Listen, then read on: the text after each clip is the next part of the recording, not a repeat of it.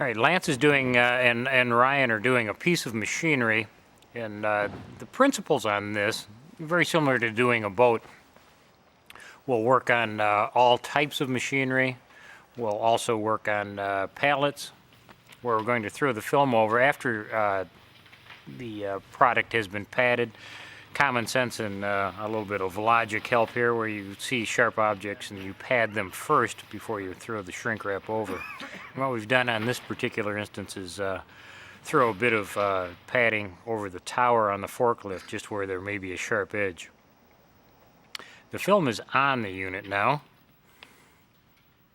and Ryan is cutting it just to make sure that we want to again be close to the floor all the way around. And then when we're doing machinery like this, we'll put the material on first and then put the band on afterwards.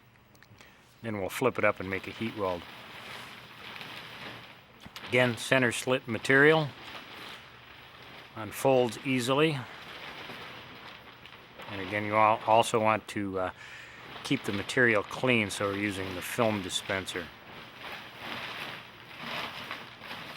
On a piece of machinery like this, we're going to have a fairly large bunch of pleats in it, but there will be one on each corner, and we'll fold them very similar to wrapping a Christmas gift.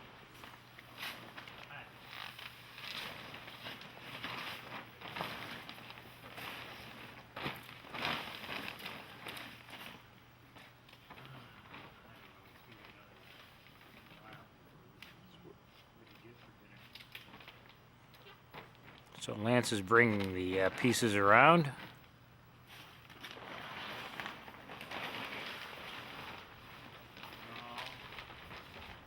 And you see we'll have just a little bit of extra to cut off.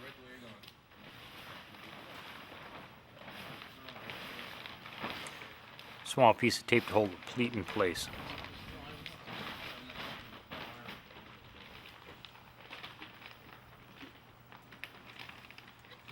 This is a virgin resin material, number 4 low density polyethylene, premium product.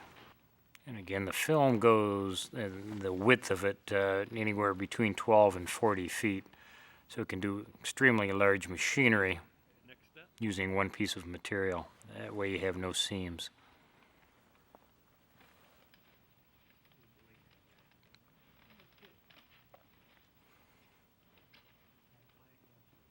White is good for outside storage in any climate because it reflects heat, keeps condensation to a minimum. Ryan is trimming down now. We're just trimming off the initial pieces to the bottom of the unit, just so that the film will lie basically where it's going to be when we put our perimeter band on. Once the material is trimmed to the floor level, we can put our perimeter band on. And then when doing machines and pallets and so on, it's easier to put the film on first, especially if you're indoors where the wind's not blowing. Put the material on and then put the perimeter band over the material.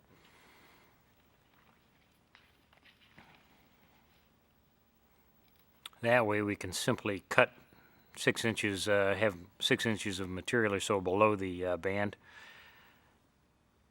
and then we can flip it up and make our heat weld.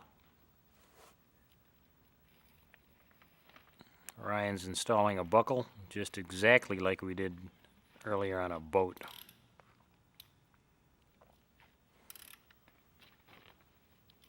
And again, the perimeter band is the only thing holding the cover on, so it has to be extremely tight. So we're using a tensioning tool.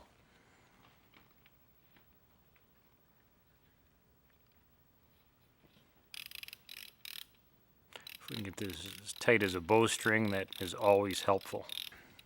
See, Ryan is using the tensioning tool, and when you put the strapping in, there's a capstan that goes around, and it has 4 slots in it. It makes no difference which slots you go into. We just want to make sure that the band gets extremely tight. And again, cut off the ends on the strapping just to neaten it up. There are enough layers of material on this particular type of unit that we don't have to tape over the buckle.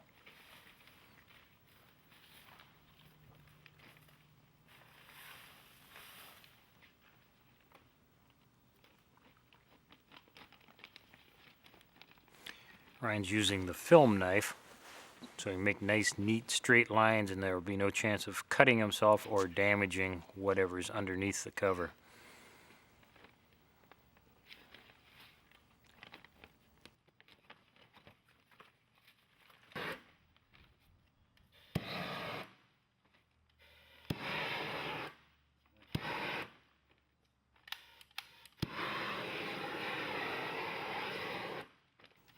Lance is sealing around the perimeter band.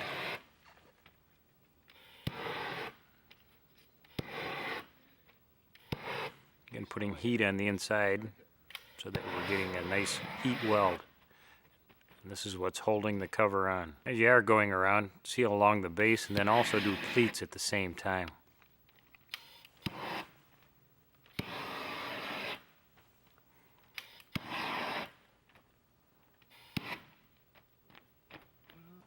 You can see Lance doing the pleats, inserting heat in between the layers, starting always at the bottom and then working towards the top. Let the heat work for you.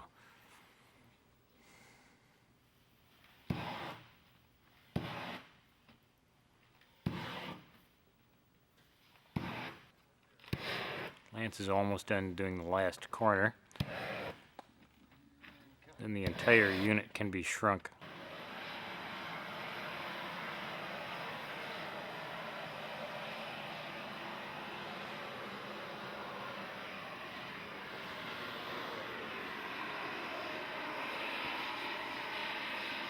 Lance is starting low and letting the heat work for him.